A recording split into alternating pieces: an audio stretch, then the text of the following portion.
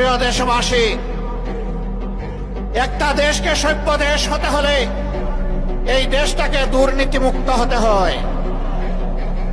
আজ কিছু দল এবং ব্যক্তি বাংলাদেশকে দফায় দফায় তারা দুর্নীতিতে চ্যাম্পিয়ন করে বিশ্বের দরবারে অপমানিত করেছে। এদের সকলের অতীত রেকর্ড বাংলাদেশের জনগণের হাতে আছে।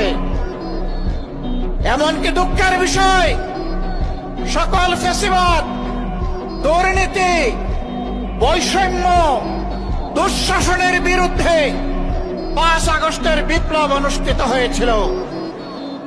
সেই বিপ্লবের পরের দিন থেকে একটা গোষ্ঠী নিজেদের কপাল কিসমত গড়ার জন্য বাংলাদেশের জনগণের উপর ঝাঁপিয়ে পড়েছে। আজ চাঁদাবাজদের দৌরাত্ম্যে সমাজ জীবন অতিষ্ঠ ততষ্ঠ, ত্রাহি ত্রাহি অবস্থা।